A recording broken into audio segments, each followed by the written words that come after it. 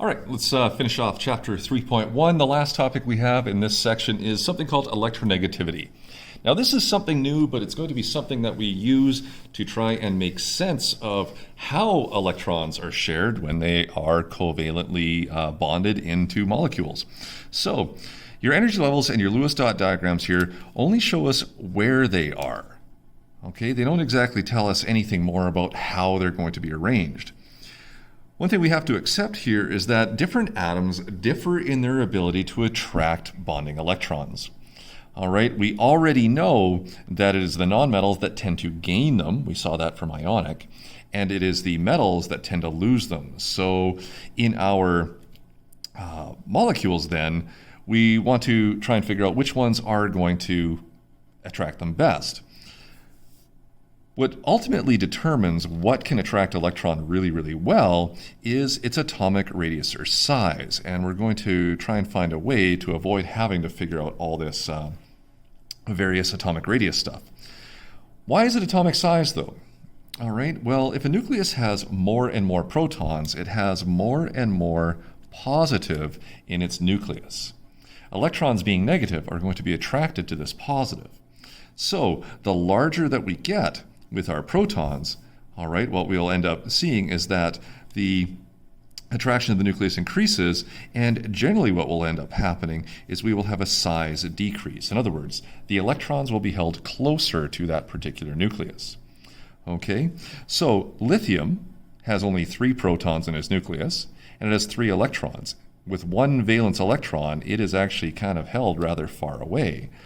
But within that period, and you take a look at fluorine, fluorine has 9 protons, and with its 7 valence electrons, all right, we find that there's a greater attraction towards those 9 protons, and you can see that the radius of fluorine is smaller.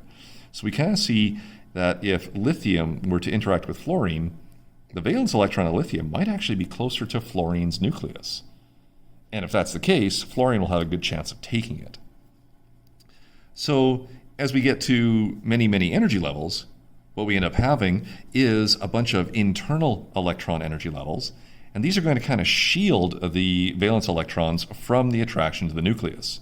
And so what ends up happening as we start to get more and more energy levels, you'll notice that the size of the atomic radius increases, pushing those valence electrons further and further away, meaning that they have a lower attraction to their own nucleus as the size gets bigger.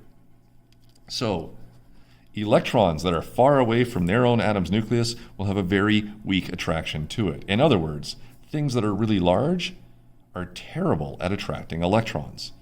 And if you're terrible at attracting electrons, you're probably really good at losing them. And so we can kind of see some of the stuff we were talking about back in ionic compounds. So this is kind of clunky and awkward, trying to figure out all this stuff. There's all sorts of electrostatic physics that we would have to get into for formulas. And so we look at a different way of summarizing this one. And so to talk about this attraction, we use a concept called electronegativity. And electronegativity is a definition you want to know, and it simply describes an element's ability to attract bonding electrons. Okay, the higher the electronegativity number, the better you are at attracting electrons. So, the electronegativity range for elements on our periodic table arbitrarily ranges from 0.7 for the worst to 4.0 for the best. Your elements that have high numbers are able to take shared electrons, even so much so as to be able to completely steal them and form ions. What you'll notice is on your periodic chart, your metals tend to have low electronegativity numbers, simply reflecting their large size. Nonmetals tend to have higher numbers to reflect their smaller size and their better ability, to be able to attract electrons. When atoms compete for these bonding electrons to fill it, all right, what will end up happening is they will share. What the electronegativity does is tell us the level of sharing that we might get. It's not always 50-50. All right, and so if it's complete and total transfer, that is ionic. If it is sharing, we talk about covalent, and there are multiple types of covalent bonds. So if we take a look at the electronegativity numbers, and you will find them here. Again, kind of reflective. All right, and you take a look at fluorine, you'll notice that fluorine is 4.0. Remember, fluorine was the smallest of our halogens, therefore it should have the highest electronegativity number. Okay, sulfur's a little bit less at 2.6. We take a look at nitrogen, it's pretty good at 3.0. If we move over into our metals, all right, and you take a look at beryllium, you'll see it's at 1.6. Sodium is 0.9, and the worst one down here, francium, is 0.7. Okay, so these numbers just tell us the atom's ability to attract electrons. The metals, which are big, have very low numbers to say that they're bad at it. The nonmetals that tend to be really small, okay, tend to have high numbers to show that they're really good at it. So, what we want to concentrate on then is this idea of sharing. We've already spent most of grade 10 talking about ionic. All right, so we want to talk about the covalent shared electrons. So, if the electronegativity of any two atoms are both large and equal, all right, then what we would find is that the bonding electrons are shared equally, and we get what's known as a pure covalent or nonpolar covalent bond. All right, this means that there's no unequal sharing of the electrons. They hang out perfectly in between the two atoms, and it doesn't cause any messes, let's say, for our molecule. But on the other hand, if the numbers are both high, but no longer the same, then an unequal sharing of the electrons starts to occur. This means the electrons will hang out closer and more frequently with one of the atoms in the bond rather than the other. This means that the one where they hang out kind of gains a little bit more of the negative nature of the electrons, and the one that it doesn't hang around with gets a little bit of a positive nature. This is known as polarity, and so we call it a polar covalent bond. In other words, you will have regions of partial positive, that's just lowercase sigma, which means partial, and you'll have regions of partial negative within your bond. All right, this is going to mess up the molecule a little bit and cause it to do some other things. All right, so molecules aren't as clean and tidy as those ionic compounds are.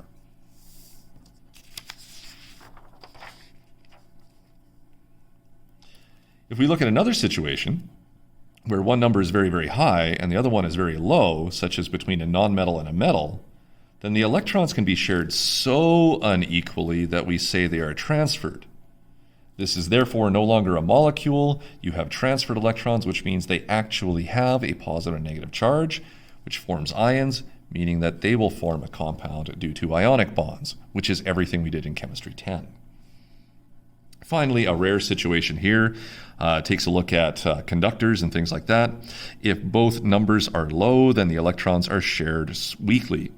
What this means is that there's rarely a chemical reaction involved, and so we see something that we'll talk about later in Chemistry 30, but we have the formation of alloys or metallic bonding.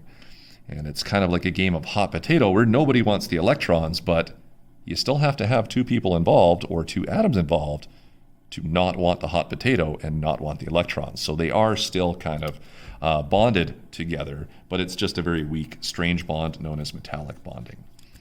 All right, in D2L, there is a crash course summary of all of this stuff. It's got some really good pictures and videos and things like that that kind of talk about what electronegativity is.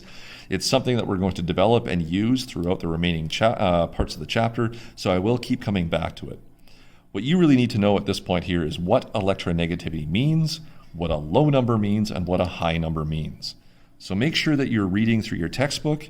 All right, in this one, we want to make sure that we're good on energy level diagrams, we're good on Lewis dot diagrams, and finally, we have an understanding of what electronegativity means. All right, and we will start applying it in 3.2. So try a few practice questions on page 84. All right, remember that the answer key is in the content section of D2L, and you can just look up under Chapter 3 answers, page 84 on that document, and you'll be able to find some solutions to these questions. Okay, good luck with that, and we'll see you in the next video for 3.2.